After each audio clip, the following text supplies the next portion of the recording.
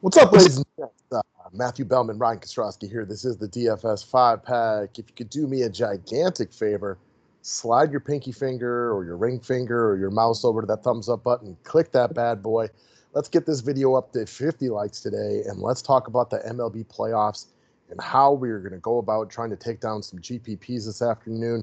I know the contests are getting smaller, but the money's still there for the taking. The money's still there, especially in these tournaments, so let's get it, man. Another fun slate to break down. Absolutely. And I'm with your point that you made earlier. Like, I want the Astros to win today just so we get more of these 14 contests. For sure. I mean, these two-game slates are much better than the showdowns, in my opinion. I agree. And another big point that I want to reiterate for people. So I got this rolling yesterday. Some of you guys probably caught this. Some of you didn't. If you're not following me on Twitter already, please go do so. The link to my Twitter profile is below.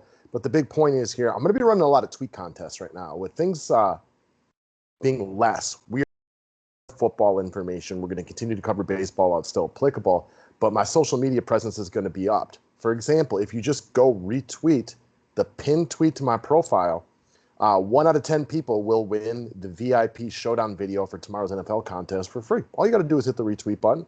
Doesn't take much more than that, and 10% of people get a free video. Yeah, can't beat that. So hop on here. Again, we're going to be making a lot more content, so good time to do it. All right, guys. I keep bringing up the overlay promo. Yesterday featured Stephon Diggs over Devin Singletary, was a big winner. I know Wolfpack took down some good money on that one. I know I won a couple of different bets on it. The matchup shop is fire. Go check it out. I did a withdrawal from overlay yesterday. If you have Zelle, it's pretty easy to do. If you have not played on overlay yet, guys, the matchup shop is fun. It is easy. It is simple. I did a baseball one yesterday, too, where I bet Carlos Correa over Alex Bregman. And this is the kind of sweat that they're always encouraging us to talk about. Like, I was hoping Correa could get one more at bat. And he was down 2-0. Correa comes up in the last inning. He gets a weak, and I'm watching every pitch of at bat, even though it wasn't for big money. He gets a weak infield single, which was perfect because it didn't affect my DK GPPs, but it put me with Correa over Bregman because a single beats a hit by pitch 3-2. Boom, I win my money. It was fun. Like, I was standing on my feet watching it. So go sign up for a membership at Overlay today. Go sign up. Make your initial deposit. Send me a screenshot of your deposit so I can give you a free membership to the 5-pack. Let's get it. All right, guys. Also, day passes are up if you're interested. Bauman's going to do a write-up for this MLB slate. Mm-hmm. All right. So we went back and forth on pitchers for a while today on the members-only video, and I think we both landed in the same spot that we're going to check out Julio Urias. The Dodgers have been in a rough spot this series with Clayton Kershaw being scratched due to back spasms. Urias is not a guy who typically has a super long leash, but if he pitches well today, which he's very capable of doing, he's kind of a clutch type of player, he's going to have a longer leash than normal. Is he going to go 120 pitches? Nope. His name ain't Trevor Bauer. He ain't going 120 pitches. But he could get upwards of 90 today if he is pitching well. This is a desperation spot for the Dodgers. He's the kind of guy I like in that kind of spot. Yes, Atlanta's very good. We all know it. They're up 2-0 for a reason, but they do strike out. And if he's pitching well, that could be good for his DFS points. We also expect him to outscore Greinke today at lower ownership.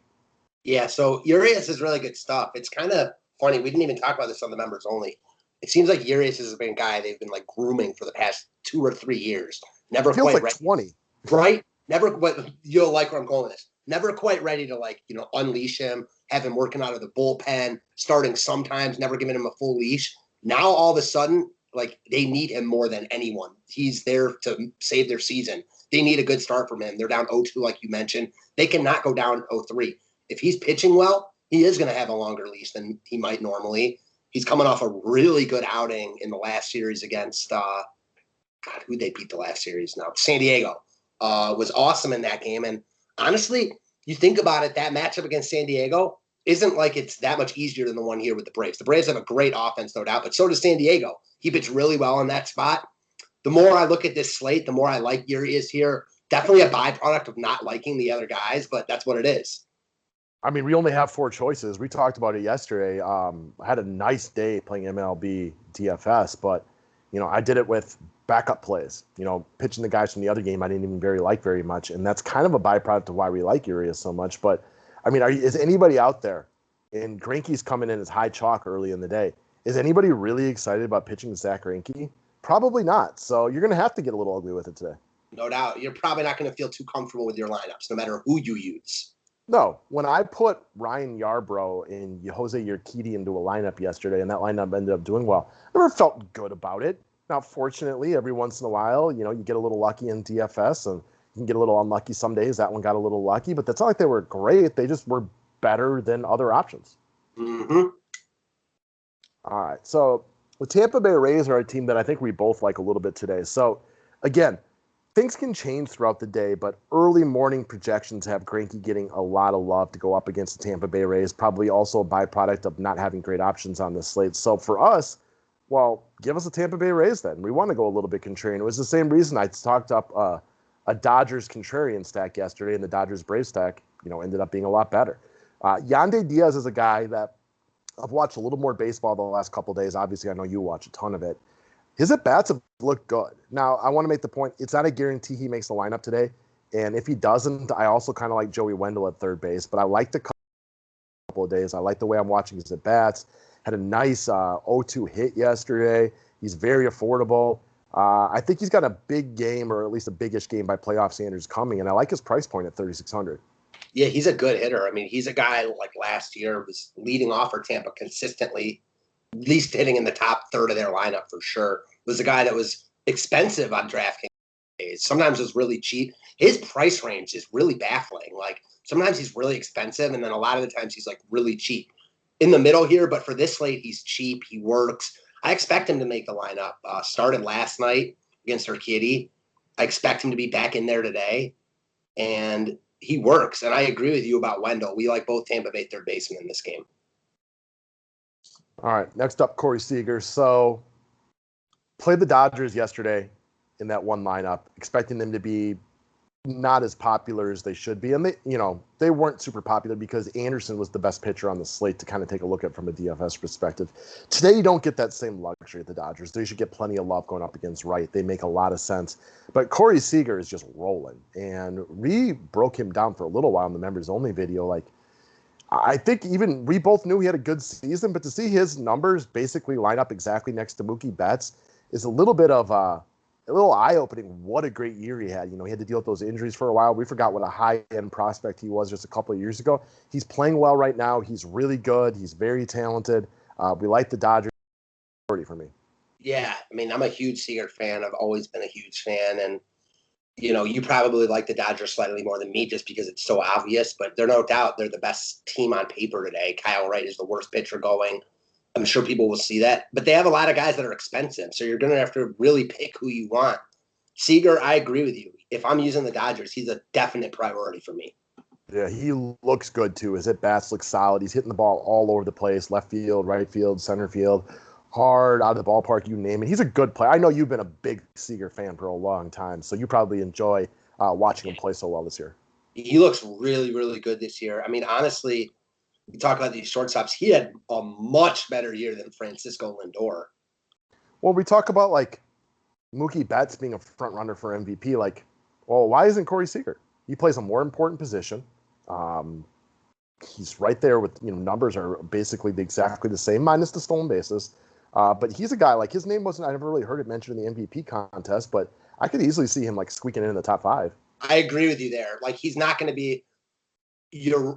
You're right, and I don't have a good answer for you about like why he's not right there with Mookie Betts. Betts' defense, albeit at a less important position, is still like amazing. So he probably gets the edge there. But I do also agree with you that Seager will probably sneak in there and end up finishing 4th or 5th.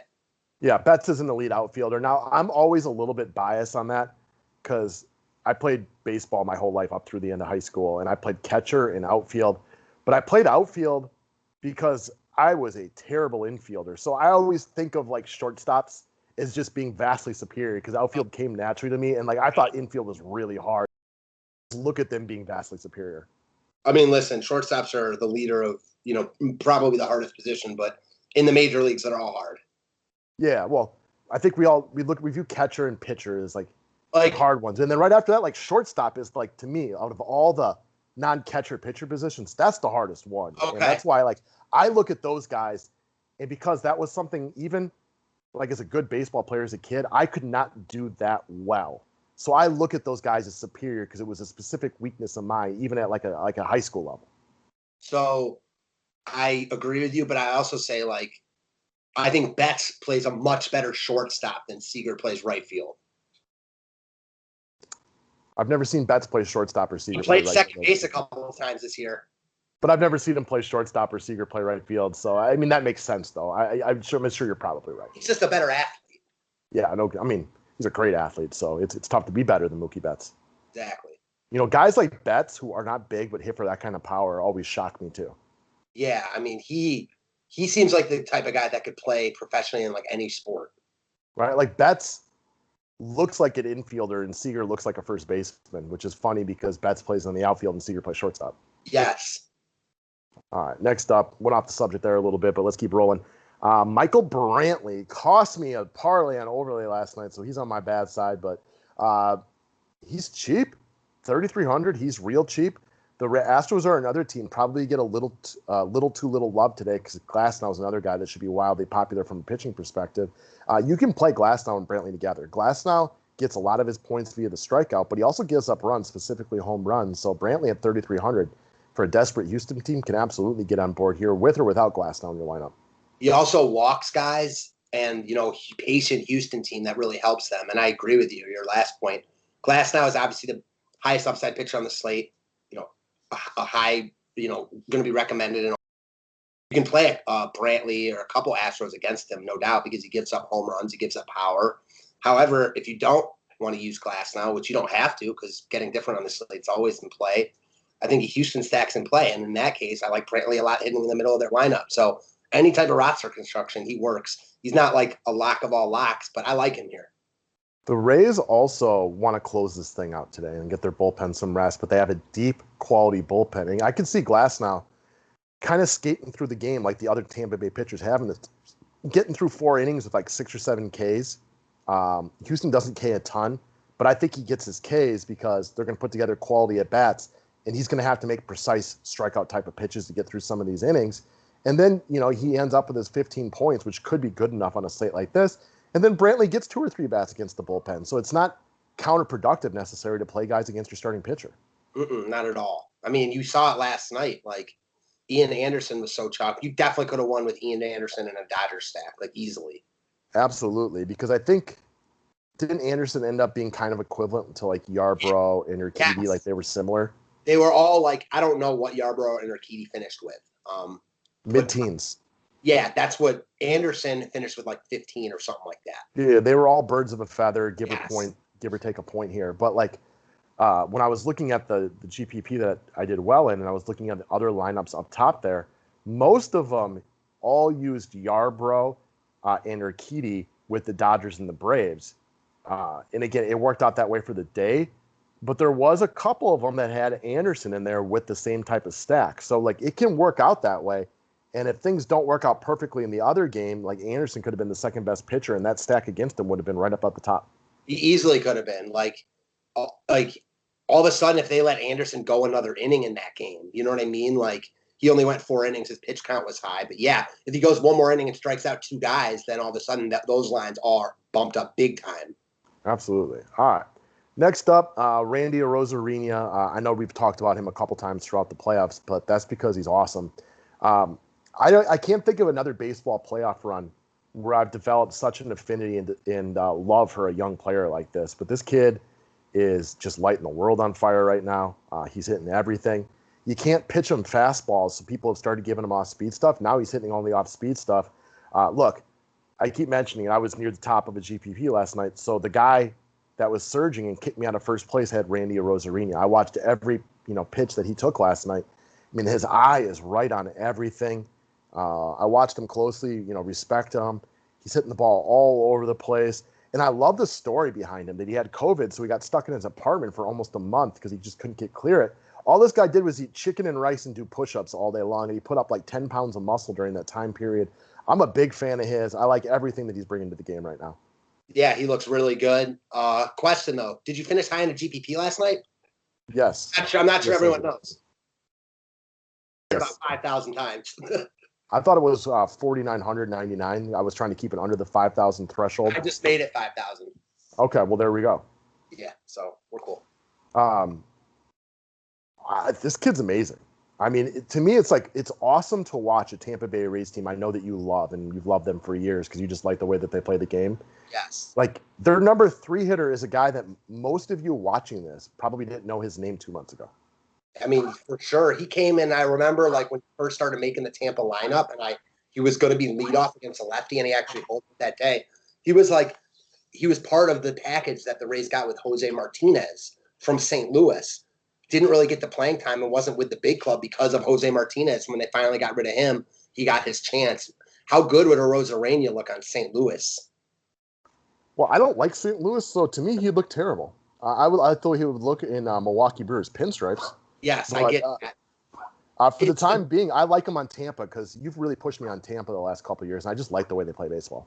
Here's a question, though, for you. Do you think this will, like, continue? Like, do you think this is who he is? Like, is this going to –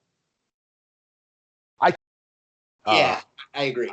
I don't think I have enough sample size. We've seen guys with like epic playoff runs. We saw Mark Lemke 30 years ago look like, like a legit MVP type of candidate, and he never kind of was able to ever do anything offensively like that in like the Twins Braves series. You know what I mean? Like, this happens in the playoffs from time to time. He's young though, right? And like, again, I keep hearing the story about chicken and rice and doing push-ups all day long. This seems like the kind of kid that wants it. He seems to have like. With that. What's that? I thought you were joking about that. No, like, I've heard him say it like 7 times in this series. Like, he was stuck in his apartment eating chicken and rice and doing push-ups for a straight month. Put on 10 to 15 pounds of muscle, doing over 200 push-ups every single day. Like, it is fun to listen to a guy like this. Like, just kind of just watch the game slow down for him. And he could be an emerging star, but maybe this is just a flash in the pan. He never does anything. It's funny. Oftentimes, I'm watching the games on mute. Probably like 60% of the time. Okay. Not saying I never do that. I hate watching baseball on mute because you can never really tell how a ball's hit. I can't tell you how many times I've had a game on mute. And I'm like, oh, that's a home run. You're like, nope, it's off the end of the bat. And the left fielder's charging and running up to catch it, not going back to the warning track. A lot of times I feel like I'm listening to, like, especially with football going on, like podcasts and stuff to try to, I don't know. That's like a time I do it and I have the game on in the background. And if I'm not, I listen to it. But maybe I'm not paying close enough attention to what they're saying either, Yeah, and I guess for baseball, for me, like in the playoffs, it's a little bit different. And I like listening to, like, during the regular season, I can go without the chirping. And we're all different right there. Like, I cannot tell you how many times I've been watching a Packer game, and then all of a sudden, like, I pop open Facebook, and like all it is like fellow Wisconsin natives whining about Troy Aikman and Joe Buck because they're so hard on Green Bay and they just basically just jerk off everything about the Dallas Cowboys. And I'm like, and I'll read that and I'm like, I've watched every play of this game. I literally had no idea who the announcers were because I just don't pay attention to them. Yeah, exactly. So I kind of feel like that with some of these playoff announcers. So just each their own. Right? Like, it's funny how we can all watch sports a little bit differently. And like, I've had to explain to people,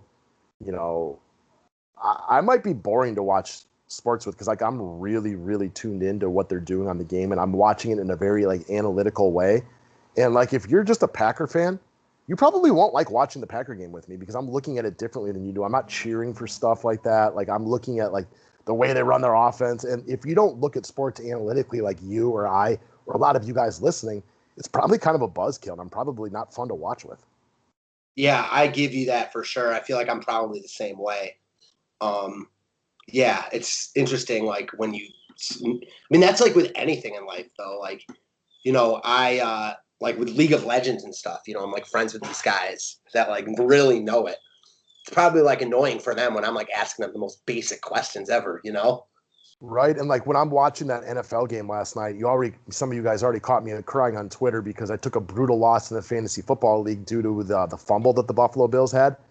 And like, if you're not a DFS player or like a hardcore fantasy sports player, like most of you guys, you're like, why do you care? Like, this team's down, 16, 17 points. This makes no difference. I'm like, well, let me tell you why it is that I care. And all the little things that can go into like winning and losing, like you've mentioned when you're near the top of like GPPs, how 2 points can make a difference. If you're playing cash games, like I lost NFL cash games this weekend, a bunch of them by like less than a point. And like thinking about that Slayton touchdown getting called back, like y'all get this because you guys are DFS players, but if you're just like an average sports fan, like watching with us must be tough. Yeah, no doubt about it. I mean, that's a fact for sure. Absolutely, guys. All right, man. So I appreciate you guys watching. Don't forget to click that thumbs up video. Go to Twitter and retweet this thing so we can give away some more free stuff. And have a wonderful Wednesday. Yes, thanks, guys. And even though I was giving you shit, nice job last night. That's all right. I probably have it coming. I always deserve to probably get a little bit of crap. This is I deserve it a lot of time. Thank you.